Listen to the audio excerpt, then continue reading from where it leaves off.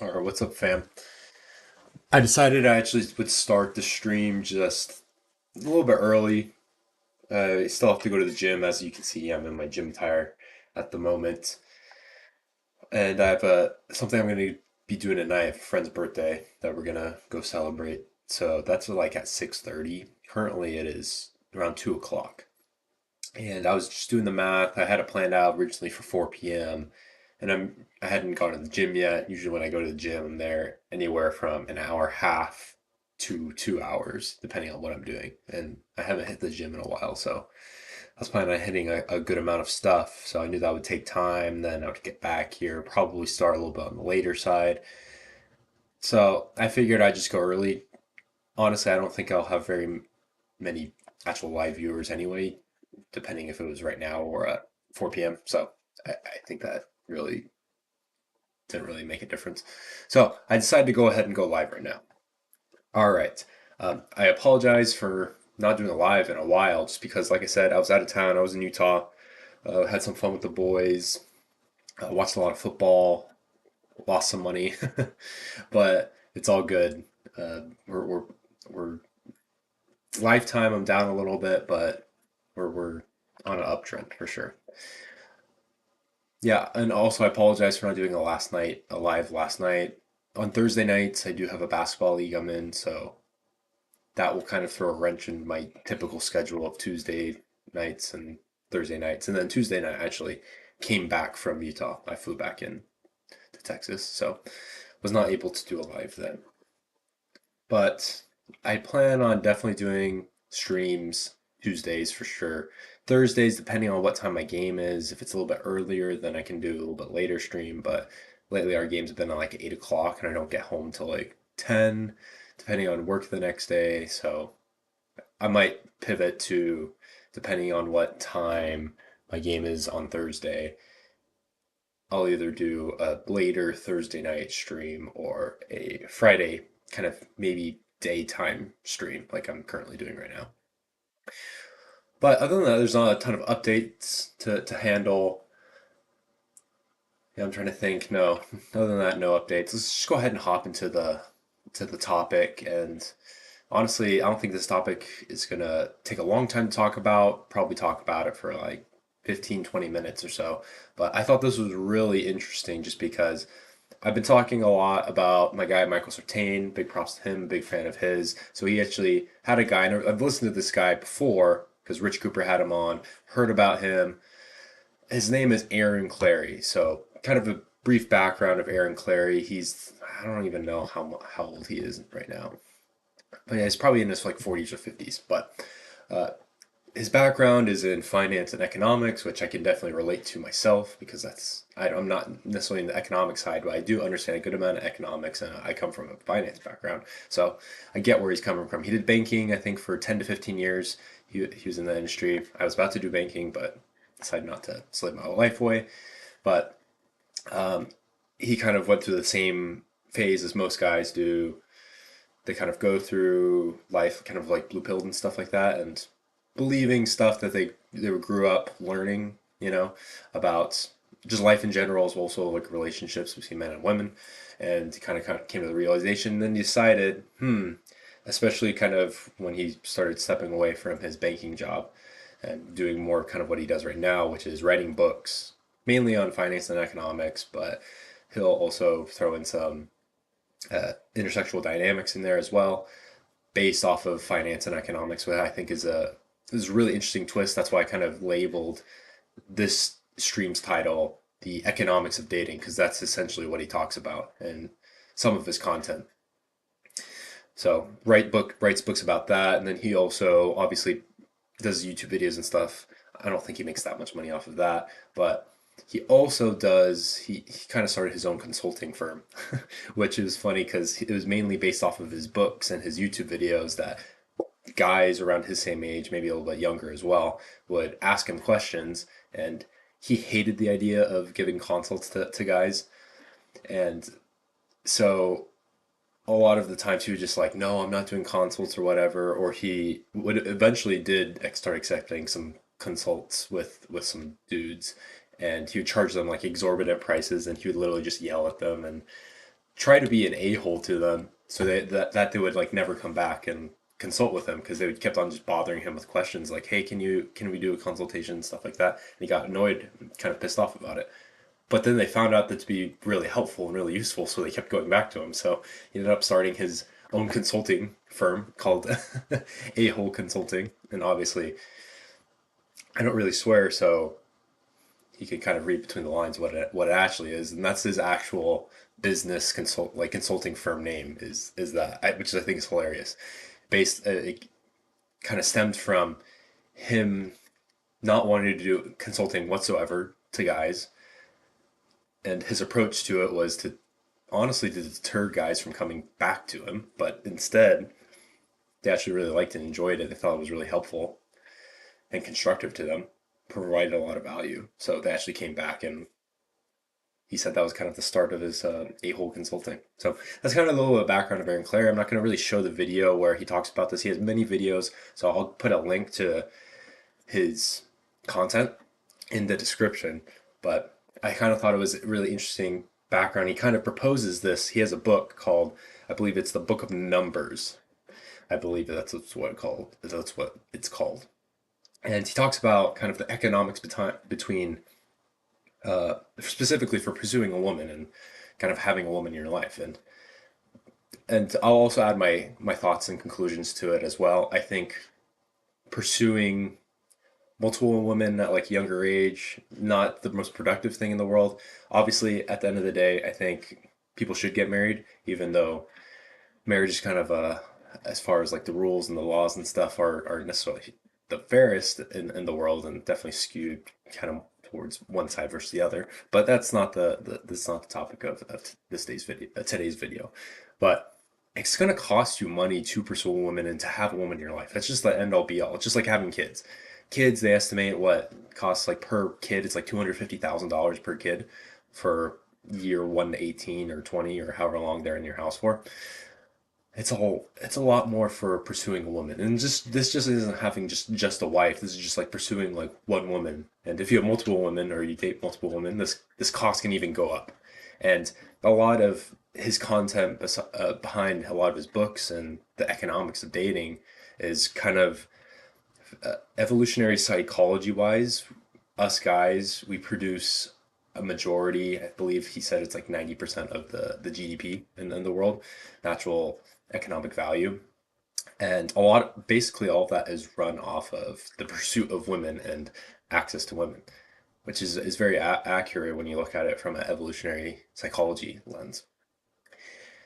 And guys will do stuff in order to appear more attractive to women to eventually get the women. Like think of why guys go into high paying jobs and get the nice car and get the big house. And I kind of argue with the gym thing, but let's be honest, even myself, like, why do I stay in shape and work out? It's like, yeah, sure, it's partly for myself. I will like admit that. But the other part I'll admit as well is like, yeah, it's like to be in shape and to be attractive to women, you know? And the women that talk about makeup and just for themselves, not for anyone else, they're lying. Like, if you find a girl like that, and it's only applicable if she has like a private Instagram, like doesn't ever really go out at all, but then like sits at home and just like puts on makeup and stuff and doesn't take any pictures of herself and shares it with other people, then sure, props off to you. You're probably doing it for yourself. But I'd say 95, 99% of women even probably take pictures of themselves, put it on Instagram or whatever, or do it for the attention of other people, to be honest. And that's being honest. We got to be honest on both sides. So that's kind of the premise he's coming after, and it's interesting that his claims were, just kind of sum up how much it costs. Obviously, the thumbnail I put in and the caption is pursuing a woman will cost you $9.6 million as a guy, and it's true. Is it $9.6 million like you cash like straight out of your pocket? No. He estimates, and I don't have all the numbers behind it. It's in his book. I don't have his book yet. Maybe in the future I'll kind of break down kind of a lot of his assumptions because it is based off of a lot of different assumptions and there's obviously margin for error. But he said easily it's over 250K. He estimates it, excuse me, around $300,000 expense, like cash out of pocket, that guys kind of spend on the pursuit of women and to acquire women. And this goes into lots of different facets, not just dates, but also purchasing nice cars, because the nicer car you have, the more attractive you are to a woman, and guys are more likely to get a nicer car because of a woman rather than just for themselves. Honestly, if you kind of boil it down to, if women kind of didn't exist, or our pursuit of women didn't really intrigue us as much as it actually does, we would probably be still living in caves. That's the claim he makes, and I think it's honestly kind of true. Like, if there were no such thing as women and it was just like men, and we just somehow like spawned without needing a woman, like guys would still probably be living in caves. Let's be honest. We wouldn't do grooming. We wouldn't do like anything. We might still like lift weights and stuff because for practical reasons, but we wouldn't have like nice cars. We wouldn't have huge houses. We wouldn't have a lot of stuff. We wouldn't focus all more on like grooming and stuff and clothes and fashion and style. That all that stuff would go away. So that's all the stuff that guys are putting in to themselves, and what women might think is for the guys themselves, but it's actually to attract a woman. So if you take this $300,000, this is over, I believe, a span of from age 18 to retirement, which he estimates, I think he estimated around 60 years old, around $300,000 cash expenses into all of this stuff combined. So it hit this. There's his calculations, and if you invested that into the S&P 500 over that period of time, like I said, I don't know the exact ins and outs of it. Of did he invest all that money at age 18, or did he invest it along the way? End all be all, I kind of, for assumption reasons, let's just say you invested that lump sum at one time. By the time you retire at age 60 from age 18, when you put it into the S&P 500, you'll end up with $9.6 million. And that's the opportunity cost. So the cash expense cost is $300,000. The opportunity costs, which, if you don't know what opportunity cost means, is if you had the opportunity to invest it elsewhere, in this example being the S&P 500, that's the amount of money you'd lose out on versus spending it on an expense. So that's the opportunity cost, $9.6 million. And then also a couple of his assumptions that he mentioned was, this is assuming like 50% divorce rate, and the costs that go into if you were to like get a divorce, assuming you were in that 50%, the lawyer fees and all the costs that go into that, alimony, I believe probably, what's it called? Child support and stuff like that. Like I said, I don't have all the details, but those are additional costs associated that he did mention. So, end all be all, the cash cost of pursuing a woman and to having a wife and keeping a woman from age 18 to retirement around age 60 is $300,000 cash. Opportunity cost of that, if you put that in the S&P 500, is $9.6 million. So at the end of the day, pursuing a woman costs $9.6 million. That's his claim. All right, now I did my own calculations of this just because I kind of want to see if it's accurate. And obviously, like I said, there's lots of margin for error. Like, I didn't take into account like inflation, and I didn't take into account like, all right, at age 18, you're probably not going to have this amount of money, so the returns aren't going to be as good. But obviously, we're just thinking like macro level here. And obviously, you could probably, my calculations read as that number is actually lowballing everything. So I think his numbers are probably a lot more accurate than mine. But these are my assumptions and these are my numbers. Okay, so hear me out. So starting at age 18 and then ending at retirement age 60. Those are the time frame. Let's just say, and I looked up some averages of kind of costs of what guys spend on stuff during the years, and I only have one, two, three, four, like four main things, and I think that's fair. Guys are pretty simple. We don't spend a lot of money on lots of frivolous things as much as women. You can kind of put it up into a few different buckets. All right, and this is strictly just for the pursuit of women or a woman. So dates. I looked up, guys tend to spend on average like $1,500, is it $1,000 to $2,000 every single year for dates. And you break it down, like it's like $80 a date, which I think is pretty reasonable. Obviously, some dates are going to be less, some dates are going to be a lot more. And if you break that down over a year, that's about 18 or 19 dates for the entire year. So that's like one date every 3 weeks. So I think that's pretty reasonable. This is, again, I'd say more the lowballing it. Some guys go on multiple dates a week. Some guys only go on like one date a month, which is actually more in correlation with this once every 3 weeks than even like the once every week or multiple times a week. So I'd say this is pretty fair. $1,500 in dates. I put that right in the middle between the 1,000 and 2,000. $1,500 in dates per year. Multiply that by 42 years in between age 18 and 60. Just because even though you you get married or whatever, you have kids, like you're still probably going to go on a date every once in a while, once a month or say or so. So that will still continue. And then this isn't accounting for inflation or anything like that. This is very simple, watered down. So $1,500 per year multiplied by 42 years equals $63,000 for that entire time frame. All right, that's just dates. Our average new car price, and this is just buying one single car over the time period of like 42 years, you're probably going to have like two or three, if not even more cars. And this is only including your car. You probably purchase a car for your wife or for your girlfriend or whoever, your significant other as well. So this is just taking into account like one car for yourself. But obviously, guys buy cars for themselves to kind of impress women. Like, let's be honest. If we could just pass by, maybe we would have like a super like cool car, especially for like super rich. But most of the time, we probably wouldn't even care what kind of car you drive. It's more about the appearance to the opposite sex. So average new car price right now is $44,700.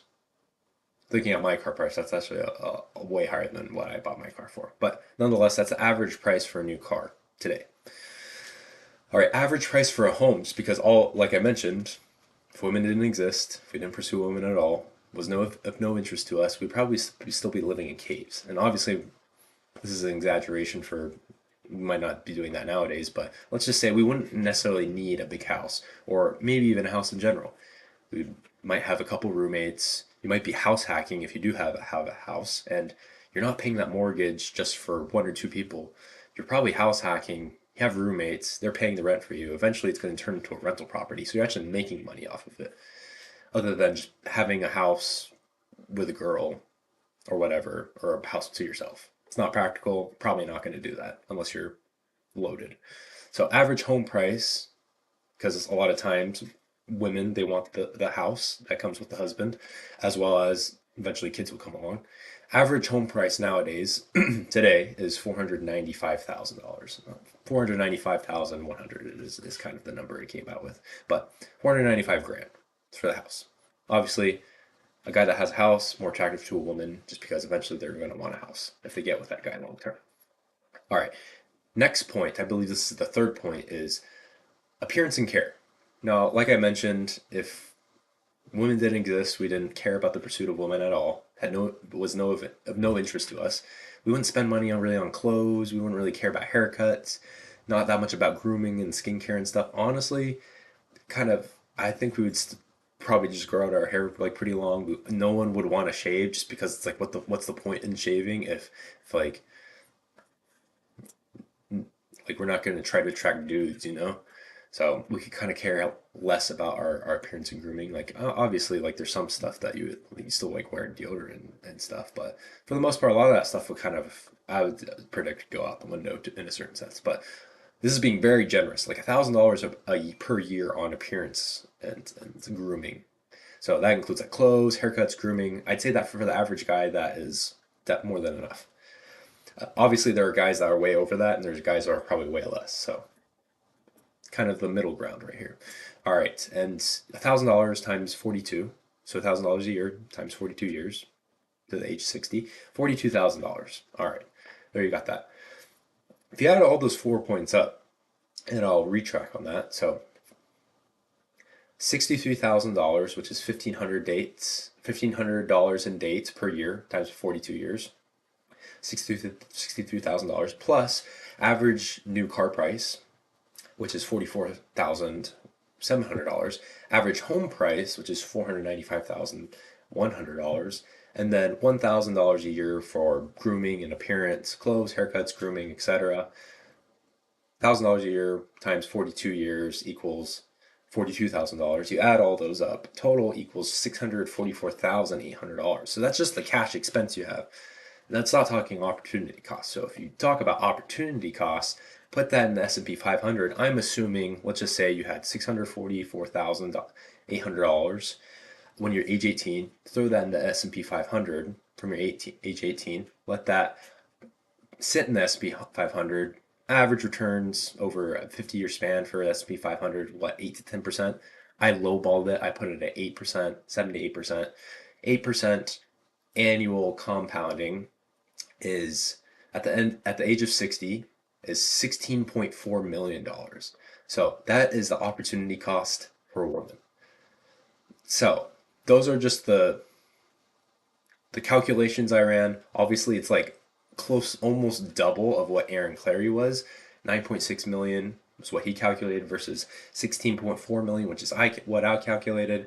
Obviously, he probably went into a lot more detail than me. I only spent like 30 or 40 minutes coming up with some of those calculations, maybe even less time. So stick with his, but still $9.6 million. That's insane. But this is also my conclusions as well.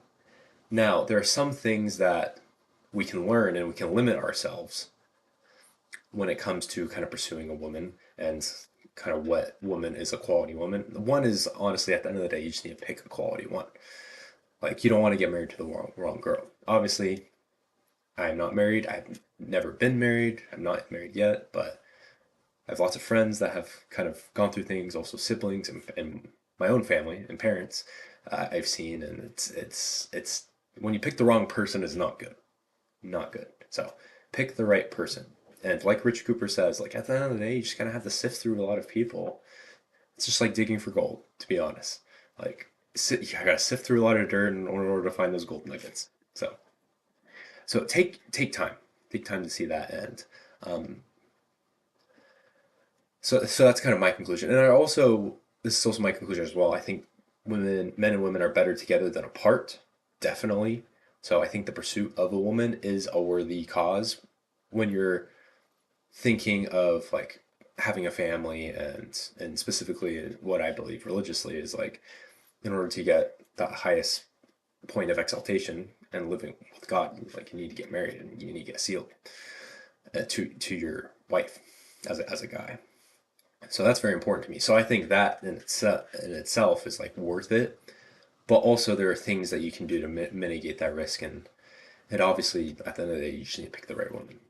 As far as other conclusions and thoughts on this, I mean, at the end of the day, if you want to get women, like it's gonna cost some money. Like obviously, if you're a college student or like you're 18 or whatever, like yeah, it's definitely doable for sure. But even nowadays, I'd say it's a lot harder than say like 10, 15 years ago because you have these 18, 20-year-old girls who are going out with these because of social media and Instagram, they have access to these guys who are like my age, like 25, 26, 30s that have a lot more money than the average 18-year-old kid who probably doesn't have any money, especially if you're in college, you probably have negative net worth.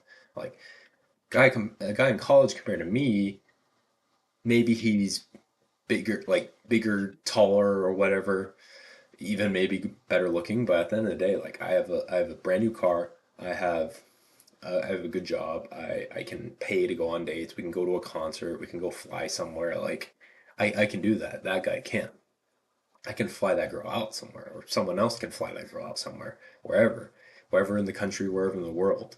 So you gotta, in order to get into the dating game, you have to have some money. So that's why they always say, and I always preach this as well. It's like kind of get your money right first, then and learn about women, the dynamics of women and dating between men and women, and then kind of when you're starting to make the money, then that's when you can, all right, focus more on dates and stuff. And at the end of the day, for me too, it's I'm not gonna wait till I'm like 30 or whatever to like, all right, now I'm gonna start focusing on dating because there are definitely drawbacks for that as well. But soul obsession, like with dating and like finding a woman, like in your early 20s, might not be the best decision. And this is kind of speaking from a financial perspective as well.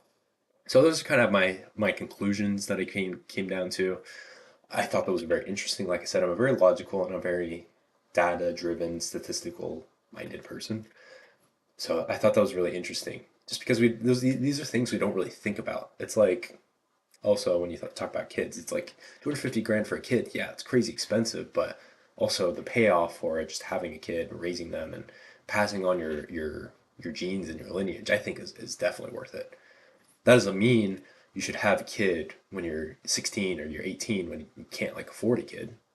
Obviously, you got to be smart about it. And I think the same thing applies to getting a woman or pursuing a woman in your life. It's like ultimately, I think it is the right decision, but you have to choose the right one. And maybe it's not in your best interest to go super hard too soon and locking down, say one, and when you're like 18 or whatever. Obviously, everyone's different. Everyone can do whatever they want.